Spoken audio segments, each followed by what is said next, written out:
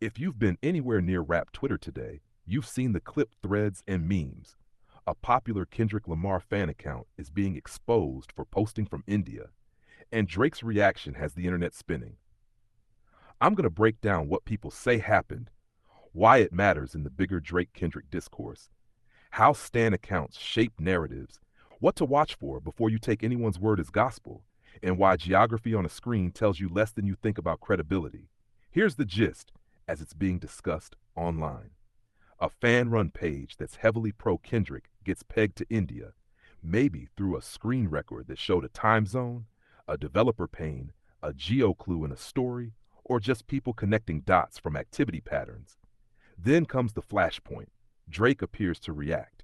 Depending on which thread you saw, that reaction could mean a liked post, a comment, a lyric clip, a bar in a caption, a subtle emoji, or even just mutuals amplifying the discovery. The specifics vary by timeline, but the effect is the same. Sides form instantly. One side says, see, manufactured narratives.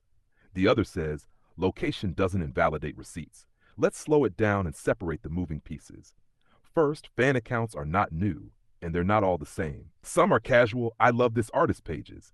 Others operate like micro PR hubs, clipping interviews, pushing narratives, amplifying favorable stats, and dunking on rivals. In a high-stakes rivalry like Drake versus Kendrick, those accounts become amplifiers. They don't usually create the original claims, but they decide which claims go wide. That's power. Second, about the exposed part. Even if a page is posting from India or anywhere, what does that prove? It proves the page's operator isn't where you assumed. It does not by itself prove coordination, deceit, or paid activity.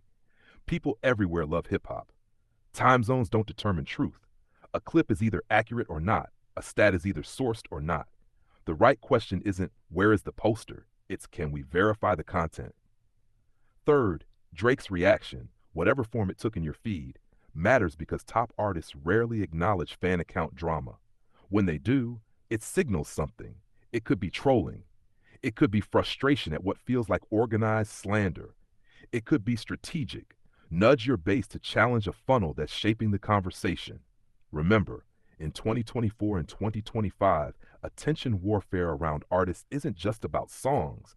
It's about the comment layer that steers casual listeners. If Drake puts a spotlight on a page's origin, he's saying, consider the source. Whether you agree or not, that's savvy narrative management. Now, let's zoom out on why this story caught fire. Drake versus Kendrick is the rare rivalry with mainstream reach. Every tiny clue, studio light, playlist ads, Spotify graph, genius annotation, gets weaponized. Fan accounts fill the vacuum between official drops. They clip, caption, and frame. If those frames consistently favor one side, the ecosystem tilts. That's not conspiracy. It's just how social media power accumulates. You don't need a budget to set the room's mood, just speed, volume, and timing. Here's a quick reality check on exposés. There are levels. The lowest level is vibes. I think this account is fake because it posts at 4 a.m. my time. That's nothing. The next level is pattern notes, posting schedules, language quirks, repeated claims that never source. That's interesting, but still not proof. The only level that actually changes minds is documented verification, linked domains, shared ad IDs, financial ties, staff overlaps, or public records. Most of what goes viral never gets there. So responsible fans treat expose as a prompt to ask for receipts, not a finish line. There's another layer, parasocial loyalty. Stan wars often ask you to accept a page's credibility because it's on your team. That's how bad info travels, through affinity. But real loyalty to an artist should include loyalty to the truth, because nothing ages worse than a viral claim you can't defend in 2 weeks. If a page boosts your favorite rapper, hold it to a standard. Cite sources, link primary data, clip context, correct errors. If it refuses, your team's short-term win becomes a long-term own goal. So what does this mean for Drake and Kendrick's larger narrative?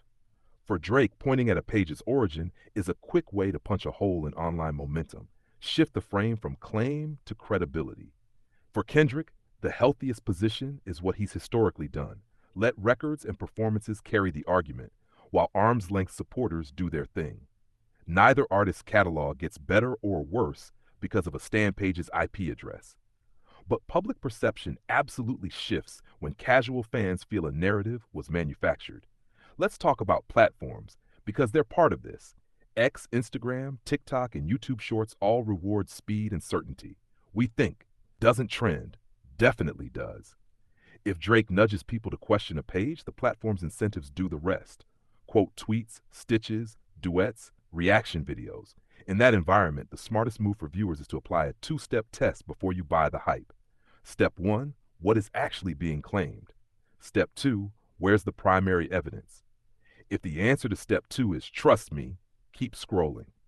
Here's a quick timeline framework you can use to cut through noise, regardless of which side you favor.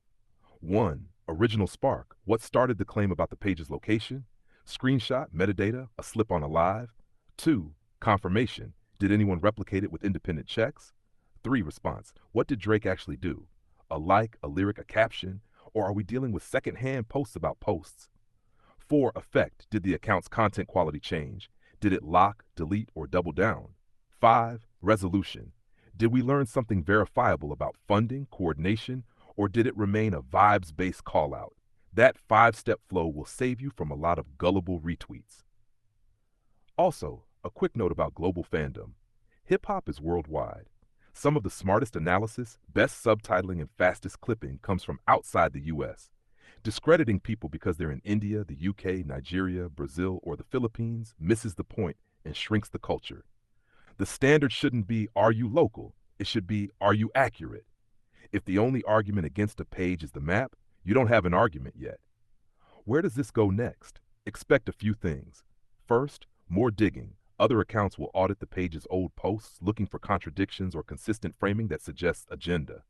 Second, counter exposés. People will accuse the accusers. Third, fatigue.